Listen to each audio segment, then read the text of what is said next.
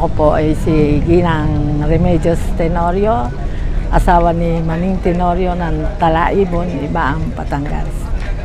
Noong si Father Arnel ang naging kora paroko ng ating Ibaan, ng simbahan ng Ibaan, ng St. James, the Greater Parish.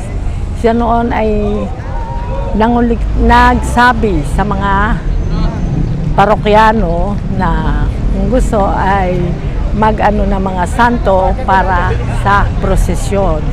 Nakasama ni Jesus doon siya ay kasalukuyang nagkaroon ng sakripisyo para sa atin.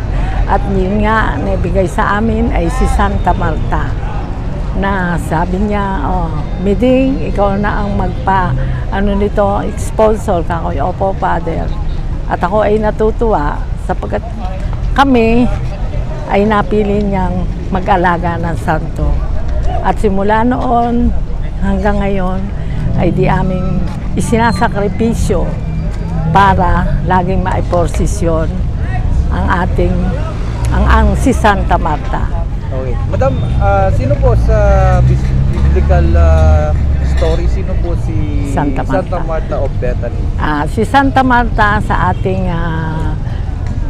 ating tradisyon, ng ating history, ng ating kasaysayan ni Jesus, ay siya yung laging kasama ni Jesus saan man pumunta.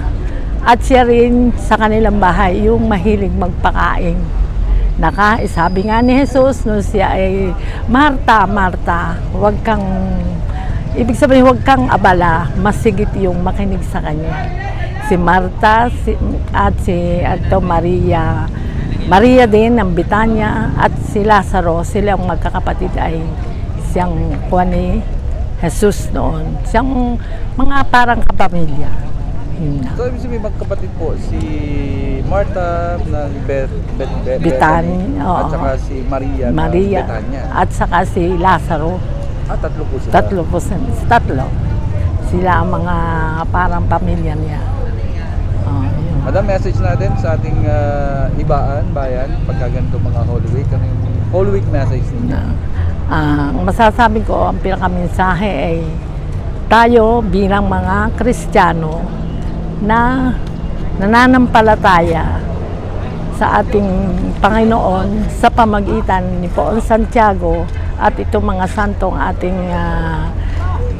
ipinoprosesyon ay isang magandang palatandaan na tayo ay manampalataya sa Panginoon, na sa pamamagitan ng mga santo tayo ay kanyang tinutulungan. At maraming ang mga himala ang nagagawa sa atin. Maraming salamat, Madam. Magandang hapon po. Thank you. Salamat.